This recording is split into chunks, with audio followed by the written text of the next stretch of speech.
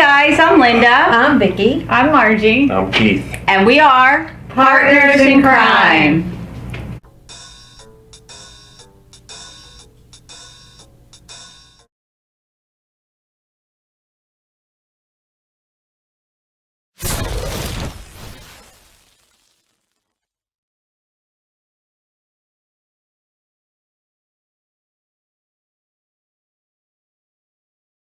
Today we are going to just give you a little bit of an update on Suzanne Morphew. And I know Keith and Marjorie really haven't heard as much about this case.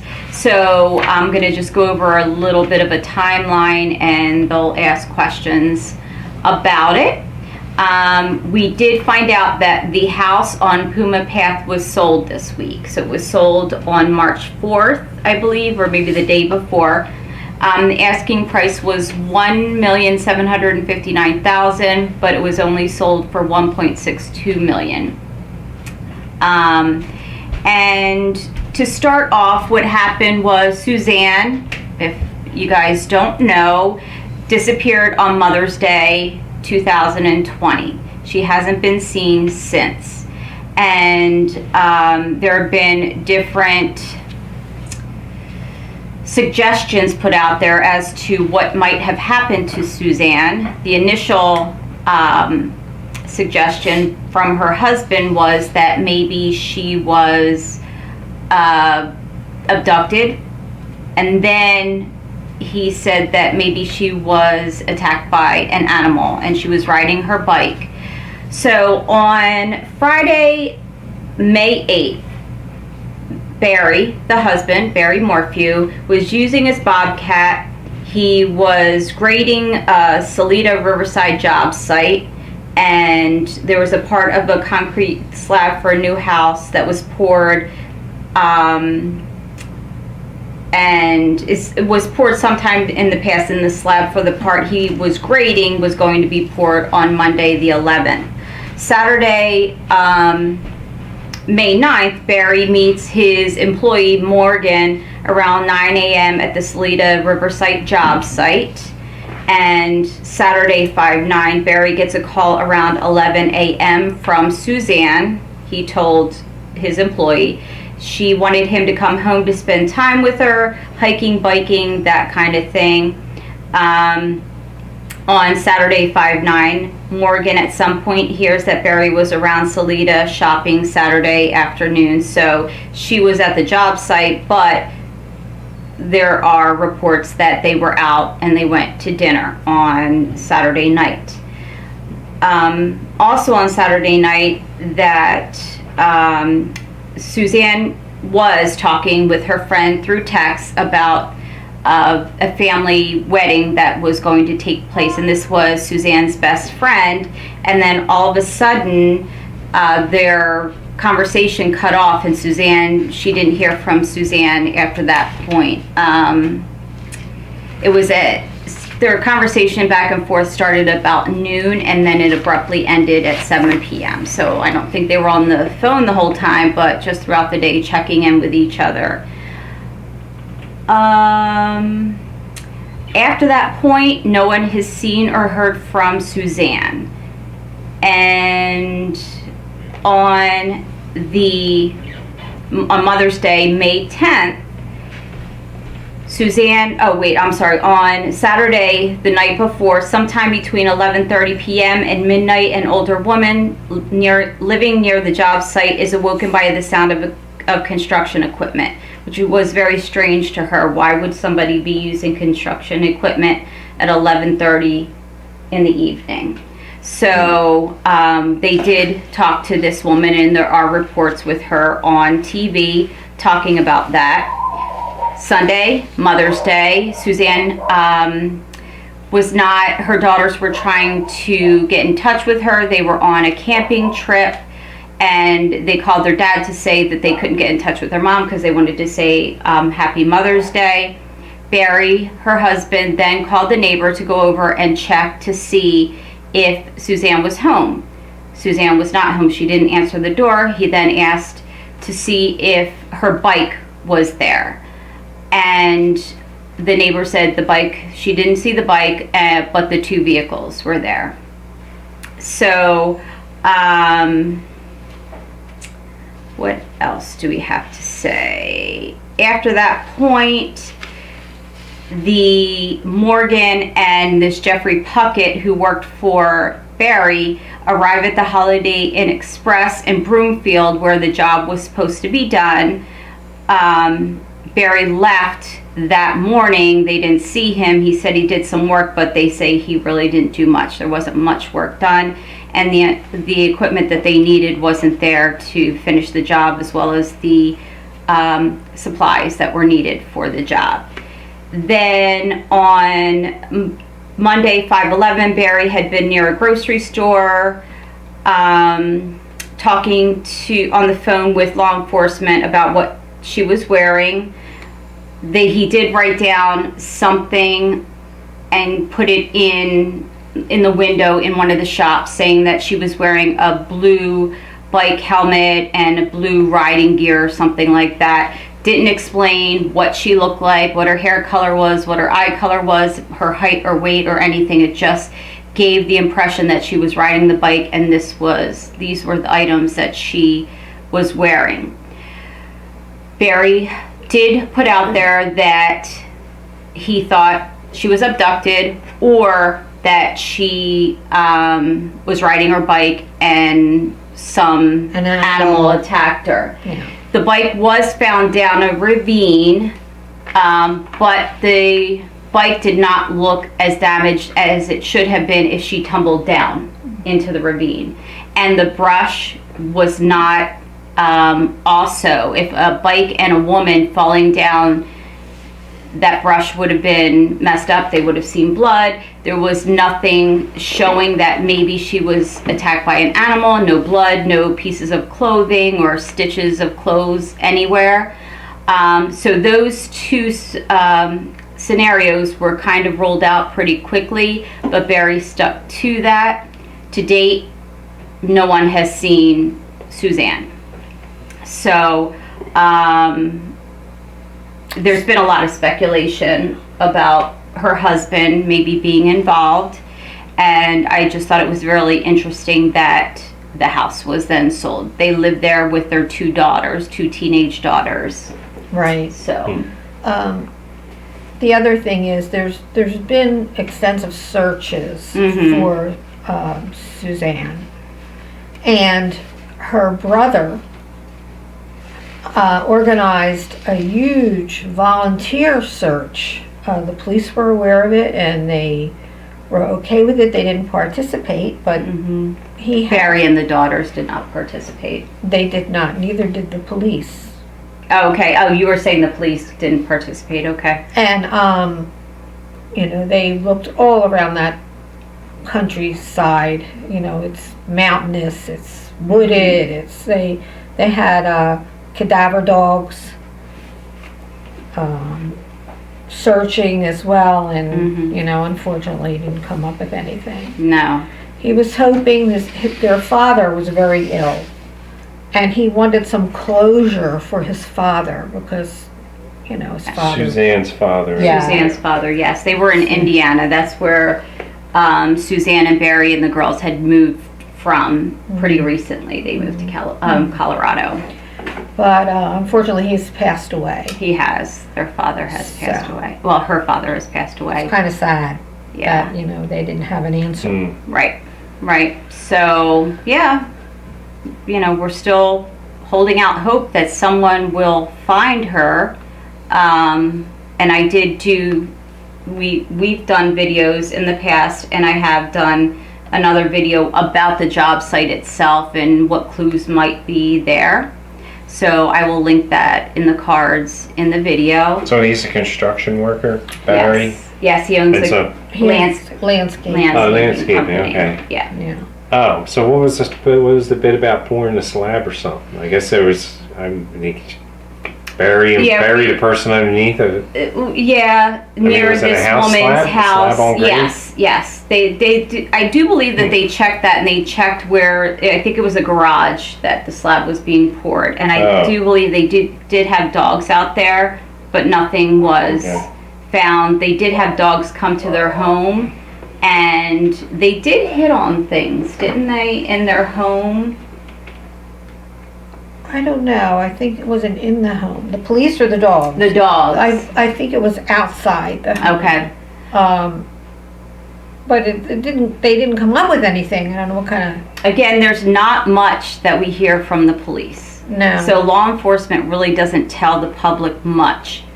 Again, it could be because they're hoping that if they keep everything away from the public, that if they do wind up,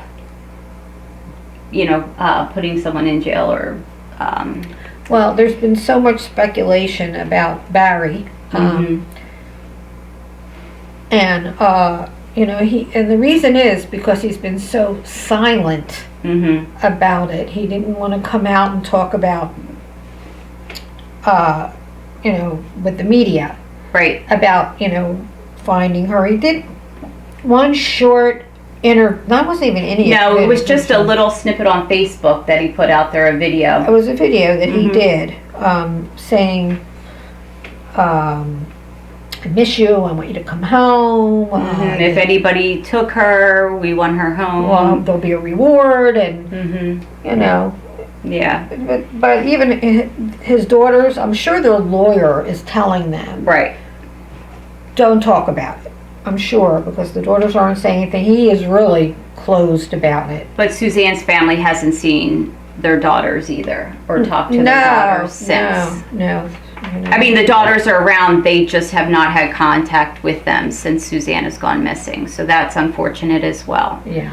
I do like watching the behavior panel.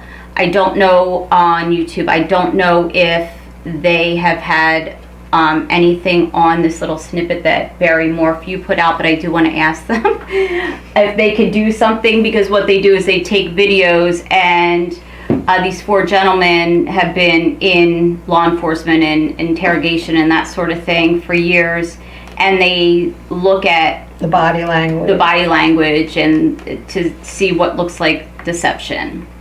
So, like I said, I'm going to see if they've done any videos on that. I will link them if I find them. If not, I'm going to ask them. You guys can ask them too, to see if they can do something on that.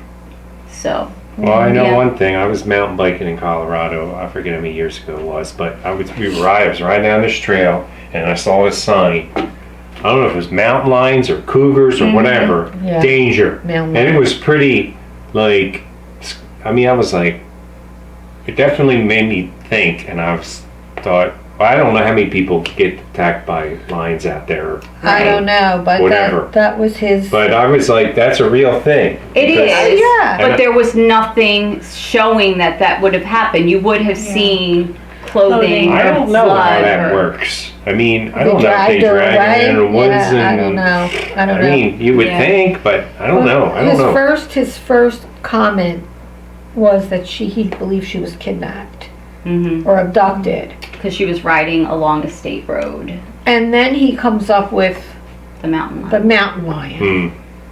So, I'm sure he was aware, like you're aware, that that's a real thing out there. That can happen. And he was a big hunter, and so he knew the land, and he knew how to hunt and that sort of thing. But they don't have any, backgrounds where they weren't getting along, they've been in a fight, or, none of that. No, the one thing that did happen that evening at midnight, it showed Suzanne on Facebook friending all these men.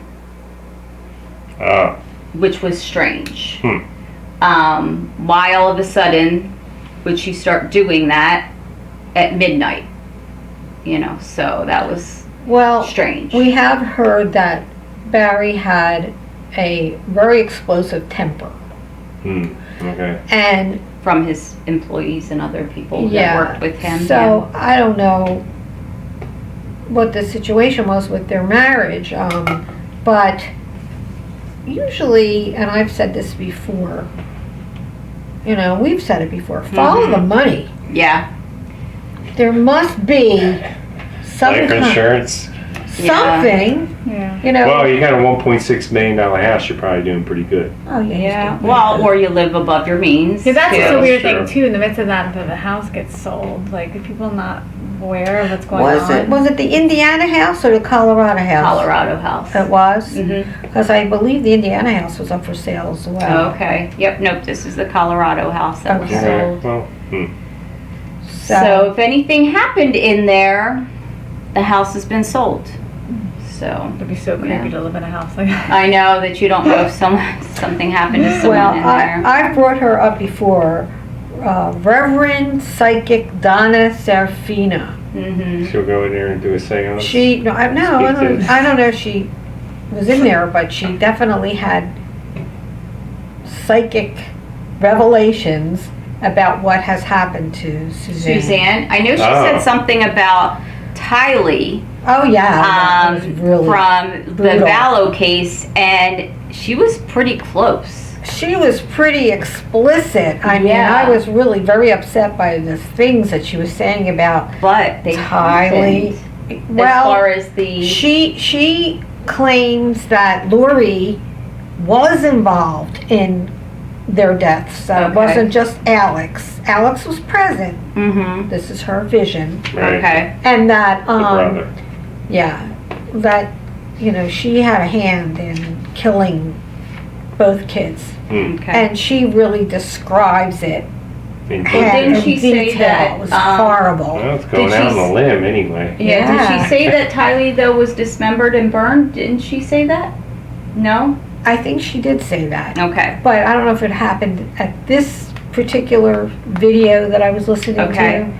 But she described about how they died. Okay. And Yeah, it's pretty bad.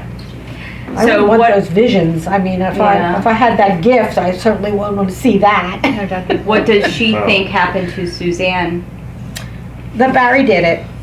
And she even described the house, which she was right about. She Okay. described the interior of the house.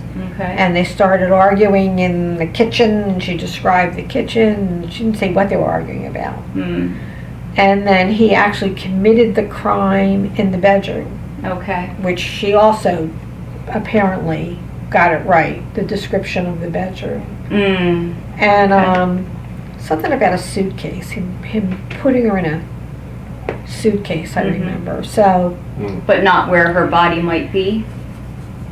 I don't remember that part. If she Okay. said anything about it, I don't. And if I don't any of remember you that. know, please comment and let us know what you That's like the don't Had have found- the cats killer.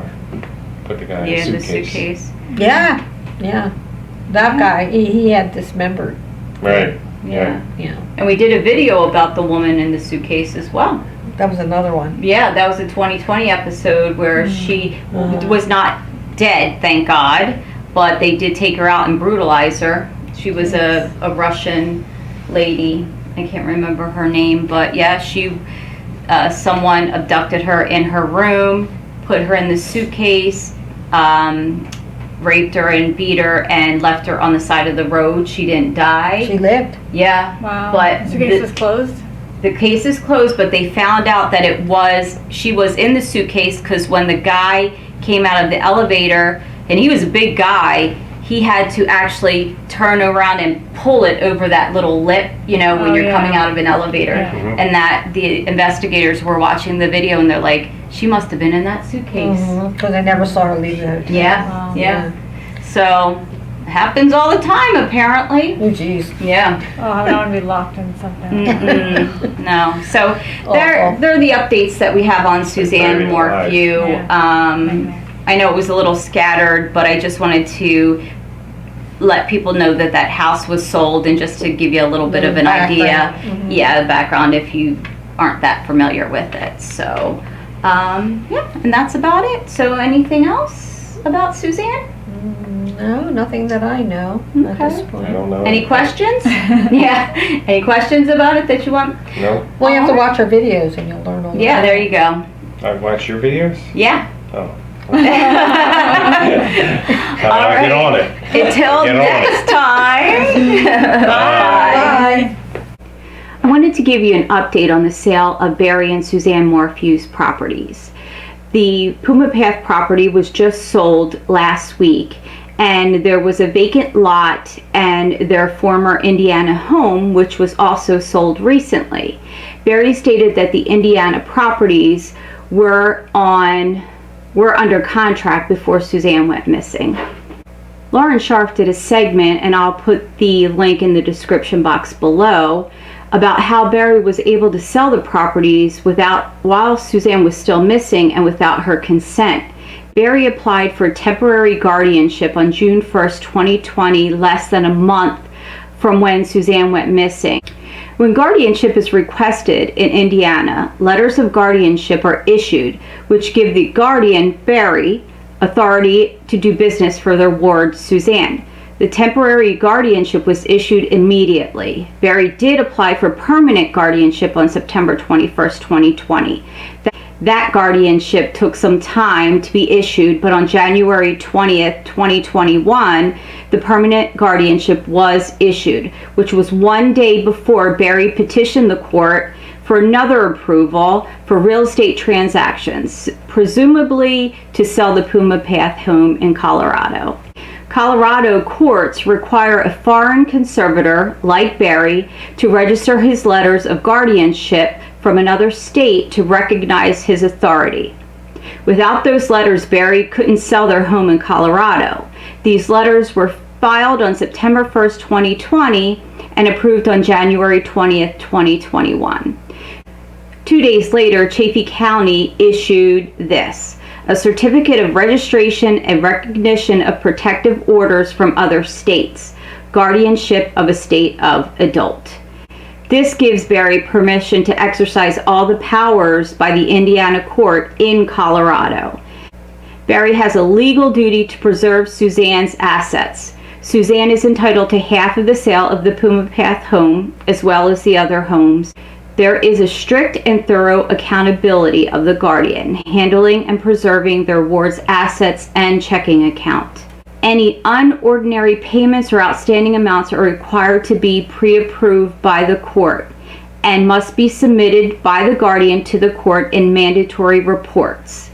The guardianship was done in a lawful manner. Barry did everything he was supposed to do. But the question is, why did Barry sell all their assets when Suzanne still hasn't been found? Who is benefiting from this? And why would Barry want to go through all this trouble? If Suzanne is found alive and comes back, all of her assets will actually be held up in court. But at this point, going through all this trouble to sell these properties, but holding Suzanne's portion of the assets in a conservatorship is just not something that makes sense at this point, especially since Suzanne still hasn't been found and no one knows where she is.